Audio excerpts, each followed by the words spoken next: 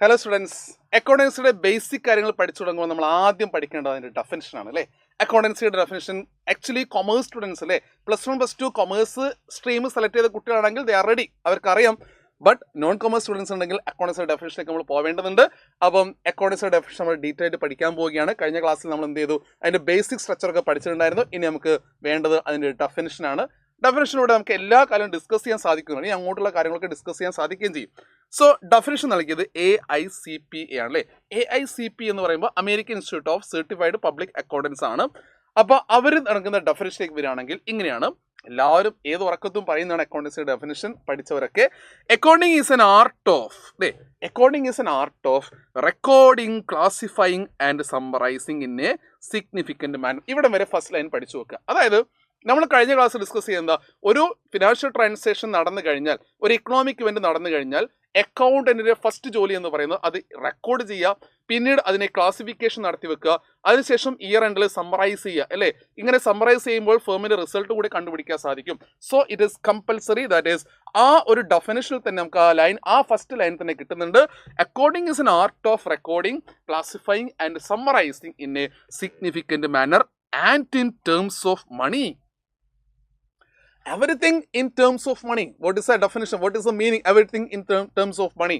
ഒരു ഫേമിന്റെ റിസൾട്ട് പറയുക എന്ന് പറഞ്ഞാൽ ഫേമിന്റെ പ്രോഫിറ്റ് ആണോ അല്ലെങ്കിൽ ലോസ് ആണോ എന്ന് പറയുക. അപ്പോൾ ഇൻ ടേംസ് ഓഫ് മണി എന്ന് പറയുമ്പോൾ പ്രോഫിറ്റ് 1 lakh rupees ആണ് പ്രോഫിറ്റ് എന്നാ പറയേണ്ടത്. പ്രോഫിറ്റ് ഉണ്ട് എന്നല്ല, 1 lakh rupees ആണ് പ്രോഫിറ്റ്. അതുപോലെ റെക്കോർഡ് ചെയ്യുന്ന സമയത്ത് സാലറി പെയ്ഡ് ആണ്, സാലറി പെയ്ഡ് ₹5,000. അപ്പോൾ ആ എമൗണ്ട് ഈസ് വെരി ഇമ്പോർട്ടൻറ്റ് അല്ലേ. Salary paid ₹5,000 amount is very important. And more over ഒരു ബിൽഡിംഗ് ഉണ്ടായിരുന്നു, ആ ബിൽഡിംഗ് നമുക്ക് 5 നിലകളുള്ള ബിൽഡിംഗ് ആയിരുന്നു, 5 സ്റ്റെയർ അല്ലേ, 5 ഫ്ലോറുകളുള്ള ബിൽഡിംഗ് ആയിരുന്നു. അപ്പോൾ ബിൽഡിങ്ങിന്റെ വാല്യൂ എന്ന് പറയുന്നത് 5 lakh rupees ആണ്. നമുക്കൊരിക്കലും ആ 5 ഫ്ലോർ ഉള്ള ബിൽഡിങ്ങിന് അക്കൗണ്ട്സ് എഴുതാൻ പറ്റില്ല. Only monetary things 5 lakh rupees നമുക്ക് കാണിക്കാൻ സാധിക്കും. Quality we can record into accounts അല്ലേ, ക്വാളിറ്റി നമുക്ക് റെക്കോർഡ് ചെയ്യാൻ സാധിക്കില്ല. അതുകൊണ്ട് ബിൽഡിങ്ങിന്റെ വാല്യൂ മാത്രം കാണിക്കൂ.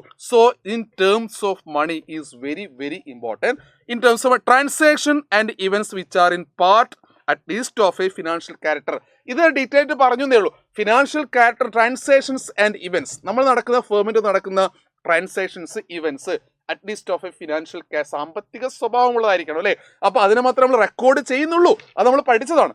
And interpreting the result thereof അല്ലേ, നമ്മൾ കമ്മ്യൂണിക്കേഷൻ ഫംഗ്ഷൻ നടത്താറുണ്ട്. ഈ ഡെഫിനിഷനാണ് നമ്മൾ ആദ്യം പഠിച്ചു വെക്കേണ്ടത് അക്കൗണ്ട്സിലേക്ക് പോകുമ്പോൾ.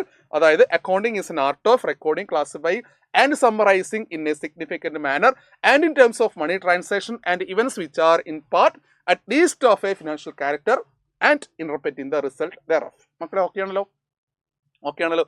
അങ്ങനെയാണെങ്കിൽ നമുക്ക് ഈ ഫങ്ഷൻസ് പഠിച്ചു കഴിഞ്ഞാൽ അക്കൗണ്ടൻസിയുടെ എല്ലാ കോർണേഴ്സിനെയും ഡിസ്കസ് ചെയ്യാൻ സാധിക്കും അല്ലേ.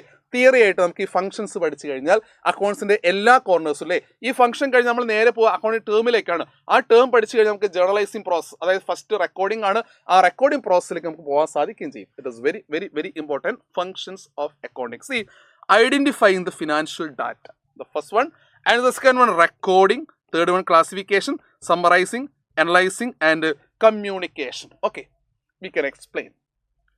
Identify the financial data. It is a common thing we discussed already. That is, ഒരു ഫേമിൻ്റെ നടക്കുന്ന ഫിനാൻഷ്യൽ ഡാറ്റയെ ഐഡന്റിഫൈ ചെയ്യുക. ദാറ്റ് മീൻസ് ഇക്കണോമിക് ഇവന്റ് ആണ് അല്ലേ. ഇക്കണോമിക് ഇവന്റുകളെ ഐഡന്റിഫൈ ചെയ്യുക എന്നുള്ളതാണ് ഇറ്റ് ഈസ് ബേസിക് തിങ്സ് അല്ലേ. അക്കൗണ്ടന്റിന് റെക്കോർഡ് ചെയ്യണമെങ്കിൽ, അക്കൗണ്ടന്റിന് ഒരു കാര്യം നോട്ട് ചെയ്യണമെങ്കിൽ അയാളുടെ കയ്യിൽ ബില്ല് ഉണ്ടായിരിക്കണം, അയാളുടെ കയ്യിൽ റെസിപ്റ്റ് ഉണ്ടായിരിക്കണം, അയാളുടെ കയ്യിൽ വോച്ചർ ഉണ്ടായിരിക്കണം, അയാളുടെ കയ്യിൽ ക്യാഷ് മെമ്മോ ഉണ്ടായിരിക്കണം, അയാളുടെ കയ്യിൽ ഇൻവോയ്സസ് ഉണ്ടായിരിക്കണം. അപ്പോൾ ഒരു ഡാറ്റ വെച്ചുകൊണ്ട്, ഫിനാൻഷ്യൽ ഡാറ്റ എന്ന് പറയുന്നത് ഒരു സാമ്പത്തിക ഇടപാട് നടന്നു കഴിഞ്ഞാൽ അവിടെ ഉണ്ടാവുന്ന എവിഡൻസ് ആണ് അല്ലേ. അപ്പോൾ ആ എവിഡൻസ് റെക്കോർഡ് ചെയ്യാൻ വേണ്ടി നമ്മളെ സഹായിക്കുന്ന ആരായിരിക്കും? സോഴ്സ് ഡോക്യുമെന്റ് ആയിരിക്കും. മക്കൾ ഓർമ്മിച്ചോ, സോഴ്സ് ഡോക്യുമെന്റ് എന്ന് പറഞ്ഞാൽ നമുക്ക് തെളിവാണ് അല്ലേ. ആ സോഴ്സ് ഡോക്യുമെന്റ് എക്സാമ്പിൾസ് പഠിച്ചു വെച്ചാൽ മതി. It is very simple. ബില്ലാവാം, റെസിപ്റ്റ് ആവാം, ഇൻവോയ്സ് ആവാം, ക്യാഷ് മെമ്മോസ് ആവാം അല്ലേ. അപ്പൊ ഇത്തരത്തിലുള്ള കാര്യങ്ങളെയാണ് നമ്മൾ സോഴ്സ് ഡോക്യുമെന്റ് എന്ന് പറയുന്നത്. അപ്പം 2 പോയിന്റുകളോടെ പഠിച്ചു. ഐഡന്റിഫൈ ദ ഫിനാൻഷ്യൽ ഡാറ്റ, നമുക്ക് എങ്ങനെ ഐഡന്റിഫൈ ചെയ്യാൻ സാധിക്കും? We can identify through the source document. What are the source document? Bill ആവാം, റെസിപ്റ്റ് ആവാം, ക്യാഷ് മെമ്മോ ആവാം, ഡെബിറ്റ് നോട്ട്, ക്രെഡിറ്റ് നോട്ട്, ഇതൊക്കെ അങ്ങോട്ട് പഠിക്കാനുണ്ട് നമുക്ക്. Okay, after identifying. അതായത് ഒരു ഫേമിന്റെ അകത്ത് മോർണിംഗ് ഒരു 9 AM സ്റ്റാർട്ട് ചെയ്തു 5 PM ക്ലോസ് ചെയ്യുകയാണെങ്കിൽ ആ 9 AM മുതൽ 5 PM വരെ നമ്മളെ ഫേമിന്റെ അകത്ത് എത്ര ഇടപാടുകൾ നടന്നിട്ടുണ്ടോ അതിൻ്റെയൊക്കെ എവിഡൻസ് വൈകുന്നേരമോ അല്ലെങ്കിൽ സ്പോട്ടിലോ അക്കൗണ്ടിന്റെ ടാബിലേക്ക് എത്തുന്നു. അക്കൗണ്ടന്റിന്റെ ടാബിളിലേക്ക് അത് എത്തിക്കഴിഞ്ഞാൽ അയാൾ അത് റെക്കോർഡിംഗ് ഫംഗ്ഷൻ തുടങ്ങുന്നു. ഓക്കെ, ഇത്ര മാത്രമേ ഉള്ളൂ. സെക്കൻഡ് പ്രോസസ്സ് റെക്കോർഡിംഗ്, എഴുതി വെക്കണം. അപ്പൊ ഇവിടുത്തെ പ്രധാനപ്പെട്ട പോയിന്റ് എന്ന് പറയുന്നത് എവിടെയാണ് എഴുതി വെക്കേണ്ടത്. വെറുതെ നമ്മളൊരു നോട്ട്ബുക്ക് വാങ്ങിയിട്ട് അന്നത്തെ ഡാറ്റാസ് എഴുതി വെച്ചാൽ മതിയോ? പോരാ. ആ ബില്ല് മാത്രം ഇങ്ങനെ പിൻ ചെയ്ത് വെച്ചാൽ മതിയോ? പോരാ. അവിടെ കൃത്യമായിട്ട് സിസ്റ്റമാറ്റിക് റെക്കോർഡ് ചെയ്യണം. അതിനാണ് അക്കൗണ്ടൻസി എന്ന് പറയുന്നത്. അക്കൗണ്ടിങ്ങിന്റെ വർക്ക് നിങ്ങൾ സ്റ്റാർട്ട് ചെയ്യുന്ന സ്ഥലം എന്ന് പറയുന്നത് റെക്കോർഡിങ്ങിലാണ്. So we are recording in a separate book. I repeat, we are recording in a separate book. That book is called journal. Okay, that book is called journal എന്ന് പറയുന്നത് പ്രാക്ടിക്കൽ ബുക്കാണ്. നമുക്ക് ഫസ്റ്റ് അക്കൗണ്ടിങ് വർക്കുകൾ ചെയ്ത് പഠിക്കാനുള്ളത് ജേർണലാണ്. നിങ്ങൾ പഠിക്കാൻ പോകുന്നത് ഫസ്റ്റ് ജേർണൽ ആയിരിക്കും. അപ്പോൾ അതിലേക്ക് എഴുതി വെക്കുന്നതിന് നമ്മൾ പറയുന്ന പേരെന്താ അറിയോ? ജേർണലൈസിങ് എന്നാണ് പറയുക. ജേർണലൈസിങ് ഒരു പോയിന്റ് കൂടി പഠിച്ചു. ജേർണലൈസിങ് എന്നാണ് പറയുക. ആ ജേർണലൈസിങ് പ്രോസസ് നമ്മൾ ചെയ്യേണ്ടത് ക്രോണോളജിക്കൽ ഓർഡറില്ല കേട്ടോ. ക്രോണോളജിക്കൽ ഓർഡറിലായിരിക്കണം. ക്രോണോളജിക്കൽ എന്ന് പറഞ്ഞാൽ ടൈം വൈസ് ഡേറ്റ് വൈസ് അല്ലേ. ആദ്യം ഏതാണ് നടന്നത് അത് ആദ്യം. ഓക്കെ, പിന്നീട് അതായത് നമുക്ക് ഒരു ജാനുവരി 1 ഒരു ട്രാൻസാക്ഷൻ വന്നു, അത് ഫസ്റ്റിന് ആദ്യം എഴുതി വെക്കുന്നു. ജാനുവരി 2 നടന്നു, അത് പിന്നീടായി എഴുതി വെക്കുന്നില്ലേ. ആ ഓർഡർ കീപ്പ് ചെയ്യുന്നത് അല്ലെങ്കിൽ ഒരു ദിവസത്തെ ഓർഡർ, ആ ഓർഡർ കീപ്പ് ചെയ്യുന്നതിനാണ് നമ്മൾ ക്രോണോളജിക്കൽ ഓർഡർ എന്ന് പറയുക. അപ്പം പഠിച്ചു വെച്ച പോയിന്റുകൾ മക്കൾ ഓർമ്മിച്ച് വെക്കണം. ഐഡന്റിഫൈ ചെയ്ത് കഴിഞ്ഞാൽ അത് ജേർണലിലേക്ക് റെക്കോർഡ് ചെയ്ത് വെക്കണം. ആ പ്രോസസ്സിനെ ഇനി എഴുതി വെക്കുക അല്ലെങ്കിൽ അതിലേക്ക് എഴുതൂ എന്നൊന്നല്ല പറയുക. ജേർണലൈസിങ് അല്ലേ. ഒരു അക്കൗണ്ടന്റ് ചോദിക്കുകയാണ് നിങ്ങൾ എന്താ ചെയ്യുന്നത്? I am ജേർണലൈസിങ്. ഓക്കെ, ഞാനത് എഴുതിക്കൊണ്ടിരിക്കുകയാണ്, ഞാൻ റെക്കോർഡ് ചെയ്തുകൊണ്ടിരിക്കുകയാണ്. Very simple meaning.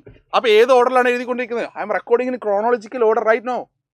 Okay, then second one is the classification or classifying function. എന്താണ് ക്ലാസിഫിക്കേഷൻ ഫംഗ്ഷൻ? നേരത്തെ നമ്മൾ പഠിച്ചു, അത് തരം തിരിച്ചു വെക്കുന്നതാണ്. ഒരു സിമ്പിൾ എക്സാമ്പിൾ പറയുകയാണെങ്കിൽ നമുക്ക് ഒരു ഫിനാൻഷ്യൽ ട്രാൻസാക്ഷൻ നടക്കുമ്പോൾ, ഒരു ഫേമിൻ്റെ അകത്ത് ഫിനാൻഷ്യൽ ട്രാൻസാക്ഷൻ നടക്കുമ്പോൾ എന്തൊക്കെ ഉണ്ടാവാം? പർച്ചേസസ് ഉണ്ടാവാം, സെയിൽസ് ഉണ്ടാവാം, റെന്റ് പെയ്ഡ് ഉണ്ടാവാം, പിന്നീടൊരു പർച്ചേസ് ഉണ്ടാവാം, പിന്നീടൊരു സെയിൽസ് ഉണ്ടാവാം, പിന്നീടൊരു പർച്ചേസ് ഉണ്ടാവാം, പിന്നീടൊരു സാലറി കൊടുത്തിട്ടുണ്ടാവാം. ഇങ്ങനെ ഓരോ ഡേറ്റ് വൈസിന്, ഇത് ഫസ്റ്റിന്, second, തേർഡിന്, 4th, 5th, 6th, 7th, ഇത് ജാനുവരി മന്തിൽ നടന്ന ഓരോ ദിവസത്തെ ട്രാൻസാക്ഷൻ വിചാരിക്കുക. ഇതിനെ ക്രോണോളജിക്കൽ ഓർഡറിൽ നമ്മൾ എഴുതി വെച്ച് കഴിഞ്ഞാൽ പെട്ടെന്ന് എത്രയാണ് ടോട്ടൽ പർച്ചേസ് എന്ന് ചോദിച്ചു കഴിഞ്ഞാൽ പറയാൻ പറ്റില്ല. കാരണം കുറേ ഉണ്ടായിരിക്കില്ലേ.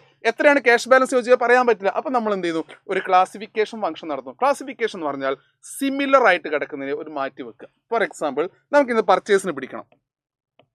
ഇവിടെ ഒരു പർച്ചേസ് ഉണ്ട്, ഇവിടെ ഒരു പർച്ചേസ് ഉണ്ട്, ഇവിടെ ഒരു പർച്ചേസസ് ഉണ്ട്.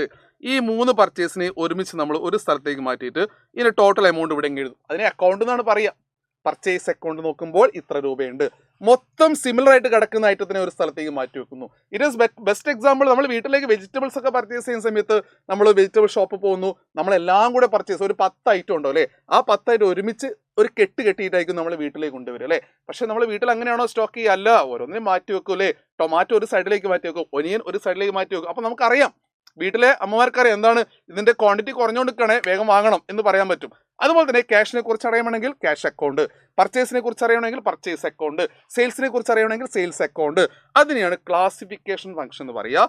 So it is doing in another book. That book is called ledger.